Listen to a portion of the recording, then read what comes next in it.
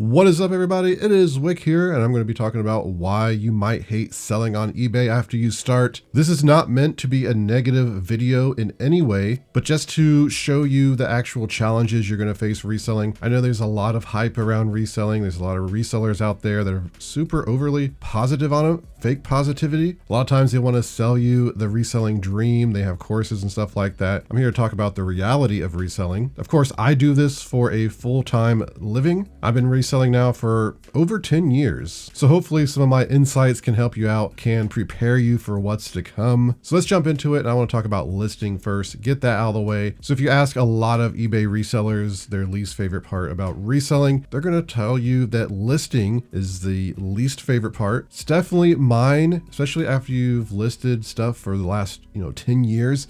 Becomes very, very old. When you're first starting out, in your mind, you may say, listing's simple. Like, I don't mind doing this. After you list your 10,000th item, you might find that you actually hate listing, and it can be very hard to keep doing that every day. Because let's be honest, the way you make money on eBay is listing items. It's very easy to put it off and say, I'll do it tomorrow. And it just keeps building up, forming those death piles. Then before you know it, you have about 20 garages filled with inventory that you never listed, and you are no longer a reseller, you are a hoarder. The concept for eBay is simple. You source products, you list them, you sell them, you ship them out. A lot of people are watching resellers on YouTube. They see how much money they're making on these items, but they don't consider the amount of work and the amount of risk involved and the amount of time and effort it takes to actually list these products. There's no getting around it. The listing is extremely important. And yes, you can hire people to do your listing, but that comes with a whole slew of other problems. You're gonna have to pay that person. Person has to be skilled enough to list the things on eBay, not make mistakes, because if they make a mistake, it reflects on your eBay account. You can lose accounts if you don't have a good employee. And of course, there's ways around this. It works. There's millions of eBay sellers. They have employees, a lot of them. Again, the point of this video is just to show awareness on some of these things you're gonna be facing. I also want you to consider if you're doing this for a full-time living or trying to. I know a lot of you are just doing it for hobbies, which is fine, but to do it for a full-time living, you have to list a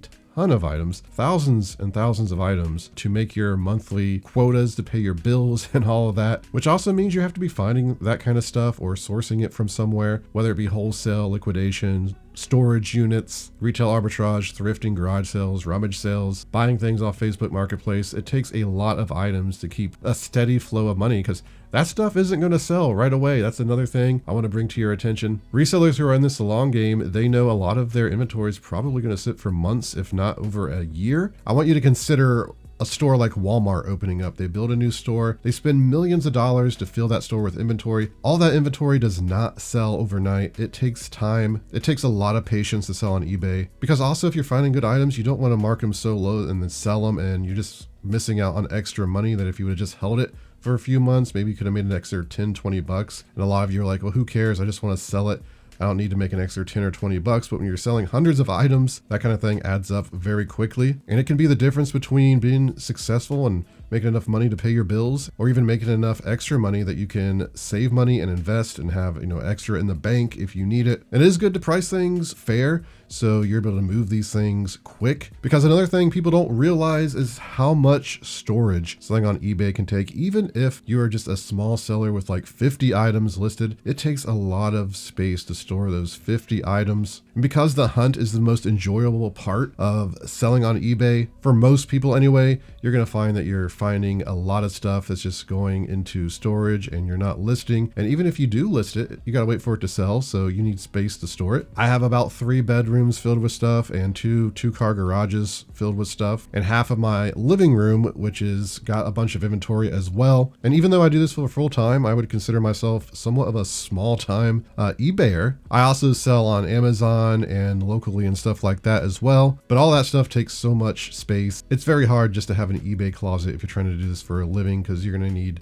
to have hundreds, if not thousands of items listed at all times just to keep steady income coming in. And another thing that really scares a lot of new sellers and annoys seasoned pros for sure are returns and scams. Now, I've seen a lot of people say that they don't even want to sell on eBay because they don't want to deal with returns and scams. Again, picture a store like Walmart. Just think of how many items get stolen, how many times they get scammed, how many returns they get. They're still able to turn a profit and make a lot of money. If you let something like that stop you from selling on eBay, you're just missing out. The dark side of reselling is you're going to get scammed at some point, and you're going to get returns at some point.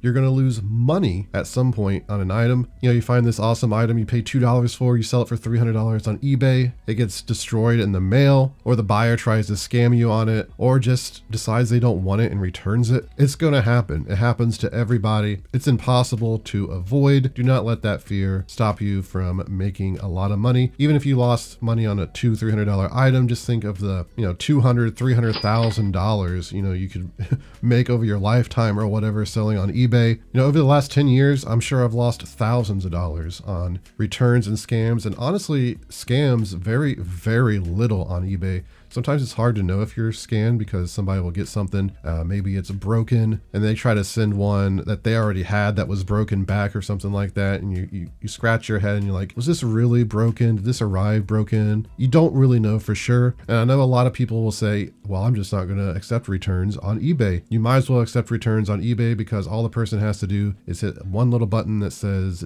item not as described, and eBay will force you to make a case and force you to refund the buyer anyway. Amazon has spoiled a lot of people when it comes to returns. It's so easy to return stuff on Amazon. I take advantage of it, just like I'm sure all of you do who are buying just stuff for themselves on Amazon. You buy something, it's like, I'm not 100% happy with this. You have like a month, sometimes up to 45 days to return this item. And eBay is trying to make it so sellers are, competing with Amazon, because people who can just buy stuff on Amazon, knowing that they can return it if there's just a little problem wrong with it, are going to buy on Amazon. So eBay's really enforcing you to accept all returns. But again, let me stress that even if you are losing some money on returns, you should be making a lot more than you're going to lose. That's for sure. Another thing people might not realize about selling on eBay is you got to deal with the crazies. There are some crazy people out there. You will constantly be getting messages on eBay if you're selling a lot of items, just probably 2 to 3 to 10 a day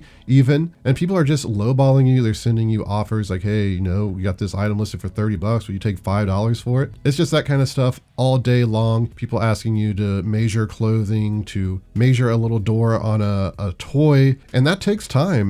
Listing takes time. All that stuff you're doing on eBay takes a lot of time, which I'll talk about time more here soon. But it sucks to have to be dealing with, these people who are just unreasonable sometimes on eBay. A lot of messages, I would say 60% of the messages I get on eBay, I don't even respond. A lot of it's just lowball offers, which is also why I don't even turn on best offers anymore on eBay, because it's a lot worse if you do. I have best offers off and I still get messages every day from people just, hey, will you take less for this? Luckily, with a lot of people, if they seem very suspicious or they're just too annoying, you can block them. What I would suggest doing is turning off your eBay messages. Don't get alerts after a certain time in the day. Like usually by 7 p.m., I'm done working for the day. I don't want to be hit with eBay messages being annoyed when I'm trying to rest and relax, because I learned selling on eBay and doing this that you have to give yourself some time. Otherwise, it will completely consume you and stress you out. So I usually only try to work to about 7 p.m. and then I just sit down, relax, and do what I want to do. And I found that if I just have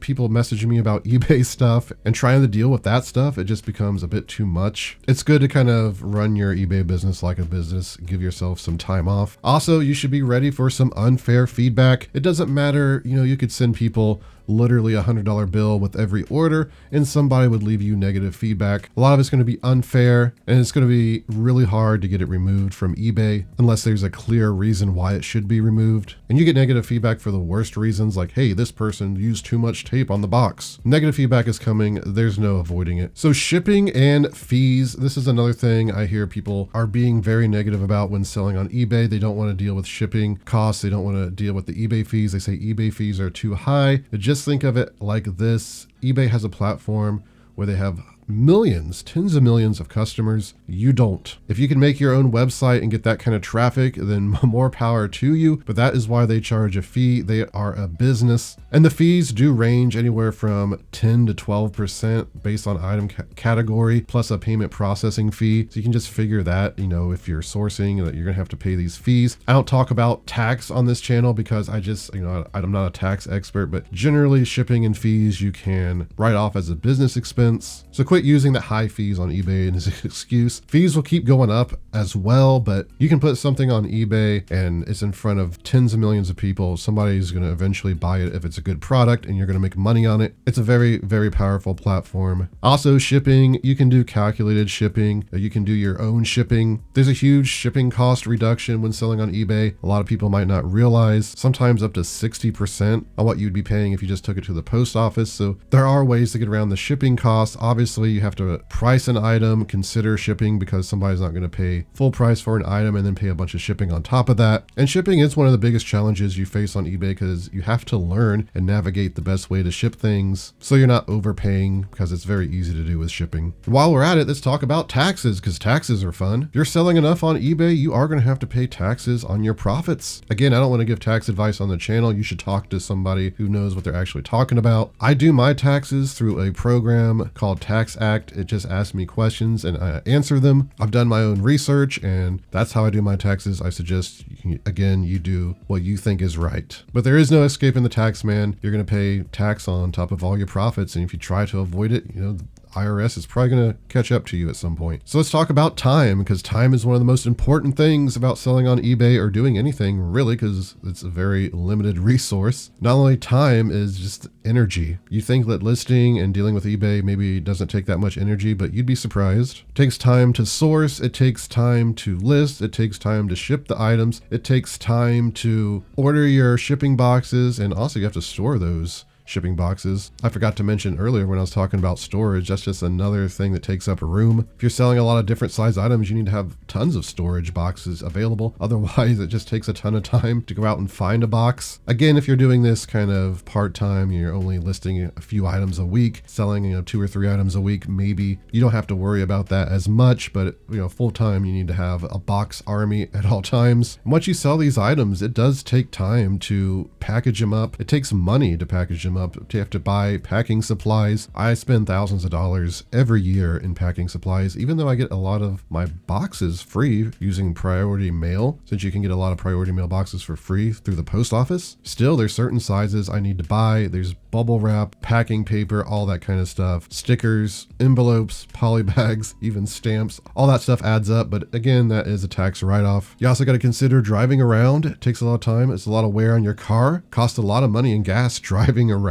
You see what I'm trying to do here? I'm trying to make your mind realize all these challenges that are coming up selling on eBay. It's not something that is completely easy. It's a lot of work. I also want to mention there's a lot of competition on eBay. A lot of people selling, a lot of people out there sourcing and looking for stuff, trying to make money. A lot of things, the prices get beat down and it can be hard to make a profit on. Every day there's new sellers coming into eBay, and I would assume every day there's just about as many as probably giving up on eBay just because it's become too hard to deal with. You can't fill your eBay store with just anything, just any junk. You have to do a lot of research on what you're buying, see if it has good sell-through rates, see what other people are paying for it. It takes a lot of knowledge. If you're not constantly learning about what to sell and what to look for, you're not going to make good money. Like honestly, if some college made a reselling course, I think it would probably be like a 4-year degree type thing to get the knowledge that you would need to be successful. I'm not even joking. There's just so much to know, so much to learn about, but that doesn't mean you can't get started and kind of learn as you go, because you're going to make lots of mistakes. Everybody does. Just the other day, I mailed a package. I forgot to put the shipping label on. First time I've ever done that in 10 years. It's just an easy way to lose money if you're doing stuff like that too